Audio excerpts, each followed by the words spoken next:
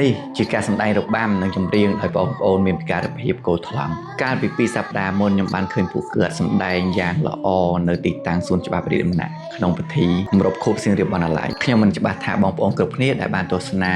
បាននៅពេលនោះមានអារម្មណ៍ដូចខ្ញុំអត់ទេសម្រាប់ខ្ញុំផ្ទាល់នៅថ្ងៃនោះខ្ញុំពិតជាមានអារម្មណ៍រំភើបមែនទែនហើយក៏មានចិត្តអាណិតស្រឡាញ់ដល់បងប្អូនគ្រប់គ្នាផងដែរនិយាយទៅនៅពេលដែលមើលហ្នឹងខ្ញុំមិនដឹងតើកើតមានអារម្មណ៍ក្រក់ក្ដួលមកពីណាបំផាកនឹងទុកអារម្មណ៍ជាមួយនឹងទឹកភ្នែកខ្លួនឯងនៅពេលដែលបានមើលបងប្អូនស្ដែងខ្ញុំសូមអរគុណដល់ក្រុមការងារដែលបានរៀបចំកម្មវិធីនេះឡើងហើយបានរំលេចទស្សនីយភាពមួយនេះឲ្យបងប្អូនយើងបានឃើញហើយក៏សូមអរគុណដល់លោកគ្រូអ្នកគ្រូដែលបានបង្ហាត់បង្រៀនដល់ពួកគាត់ហើយអ្វីដែលកាន់ពិសេសហ្នឹងគឺសូមអរគុណនិងសញ្ញាសរសើរដល់បងប្អូនទាំងអស់គ្នាក្នុងការសម្ដែងនិងច្រៀងឲ្យបងប្អូនយើងបានទស្សនានិយាយទៅក្នុងវីដេអូនេះខ្ញុំអត់ដឹងយកអីមកនិយាយដោយសារវាពិបាកនឹងបង្ហាញនៅអារម្មណ៍ខ្លួនឯងសម្រាប់បងប្អូនស្ដែងរបាំអត់ឮសំឡេងឬចម្រៀងអ្វីដែលបងប្អូនគាត់បានច្រៀងនៅខាងក្រោយហ្នឹងឯងមួយអត់ឃើញអ្នករឹបមួយទៀតស្ដាប់អត់ឮអ្នកច្រៀងហើយសួរថាមិនបានគាត់រឹមបានត្រូវតាមភ្លេងនេះដោយសារអ្នកគ្រូគឺបងប្អូនគាត់ថ្លង់ហ្នឹងគាត់អត់អាចឮច្រៀងទេប៉ុន្តែគាត់មើលកាយវិការអ្នកគ្រូ